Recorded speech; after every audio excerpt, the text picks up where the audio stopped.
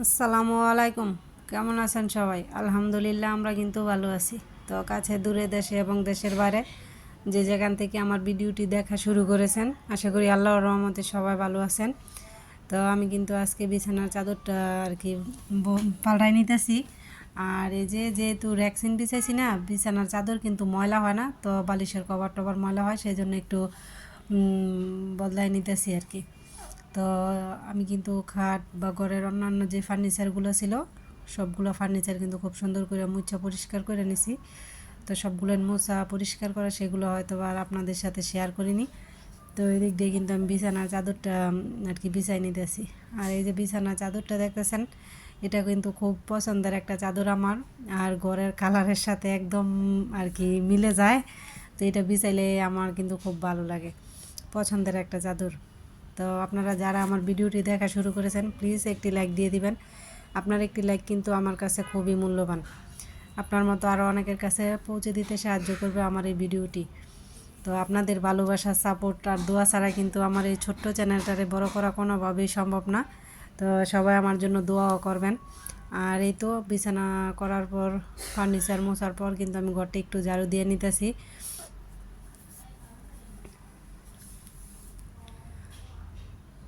তো যারা নতুন, যাদের কাছে এরকম লাইফস্টাইল ব্লগ ভালো লাগে, চাইলে কিন্তু আমার চ্যানেলটি ভিজিট করে দেখতে পারেন।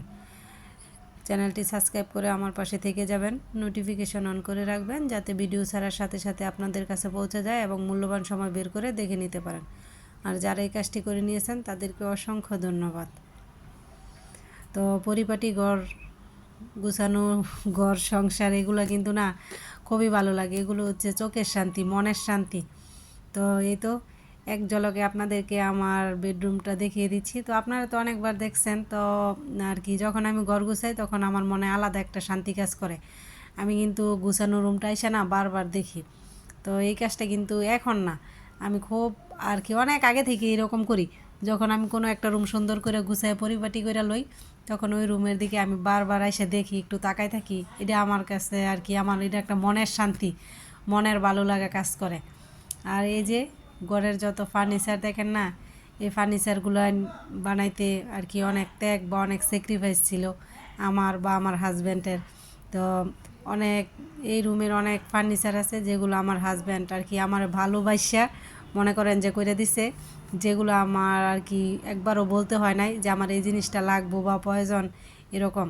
তো ও যখন নিজের ইচ্ছা থেকে এই জিনিসগুলো আমার করে দিছে, আমি এত বেশি খুশি হয়েছি যে হ্যাঁ, আর কি আমার মনের ভাষাটা এক কথায় বুঝতে পারছে যে আমার কি লাগবো, কি প্রয়োজন, এই আর কি। তো আমার স্বামীর জন্য কিন্তু আমার অন্তরের অন্তঃস্থল থেকে সব সময় দোয়া আর ভালোবাসা থাকে। তো উনি তো দেশে নাই, দেশের বাইরে থাকে। তো ওনার কথা বলতেছি আর খুব মিস করতেছিলাম।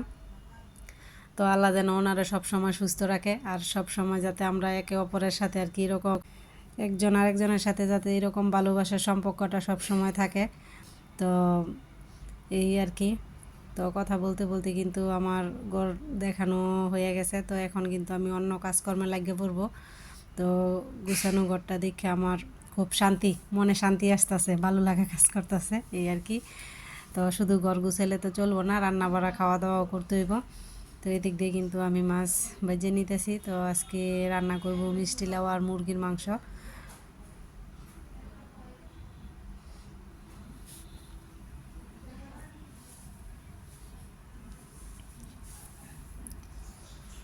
তো এই তো এদিক দিয়ে কিন্তু আমার মাছগুলো ভাজা হয়ে গেছে। এখন কিন্তু আমি লাউগুলো খুব সুন্দর করে ভাজা তারপর রান্না বসাবো।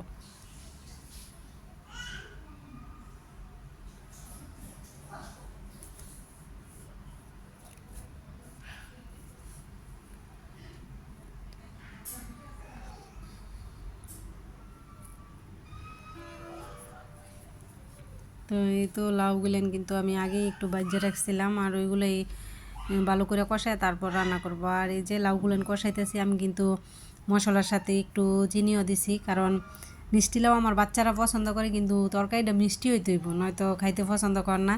তো আমি কিন্তু লাউ রান্না করলে সব সময় লাউ একটু চিনি দেই।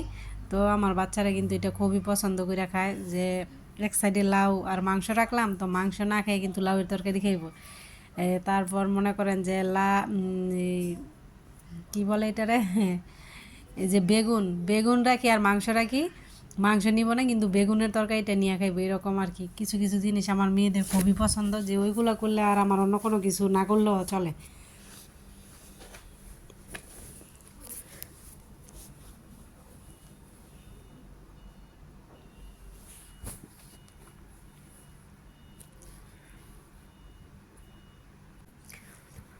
আর এই তো এদিক দিয়ে মাংস রান্না করব, সেজন্য মশলাটা ভালো করে কষায় নেওয়া হইতেছে। তো আজকে কিন্তু মাংসটা একটু জোল জোল করে আলু দিয়ে রান্না করব।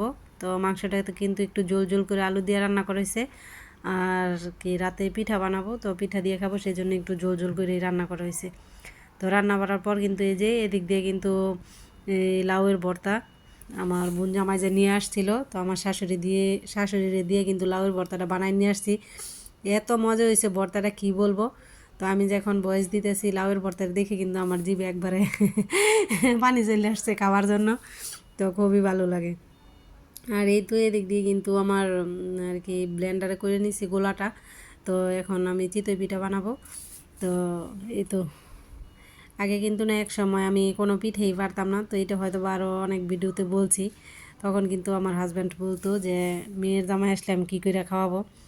তখন আমি বলতাম যে বাজারে বিক্রি করে ওইখান থেকে কিনে এনে খাওয়াবো। কিন্তু এখন মাশাল্লাহ আলহামদুলিল্লাহ যাই বলি না কেন, এত সুন্দর সুন্দর পিঠা বানাইতে পারি, খুবই সুন্দর সুন্দর পিঠা বানাইতে পারি। তো এখন কিন্তু আমার কাছে খুবই ভালো লাগে, পারি। আর পারি বলে কিন্তু কয়েকদিন পর পর আর কি বানায় খাইতে পারি। তো মনে হইতেছে নিজের প্রশংসা একটু নিজেই বেশি করে লাইতেছি। তো প্রশংসা করে এখন বাদ দেই, পিঠা বানাই আর মেয়েদেরকে খেতে দিয়ে দেই।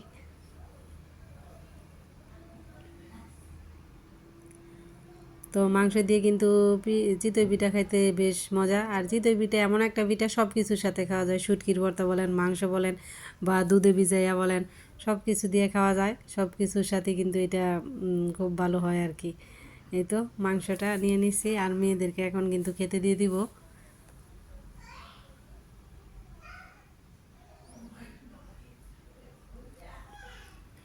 গরম গরম পিঠা বানাইতেছি আর বানায় মেয়েদেরকে দিতেছি খাওয়ার জন্য।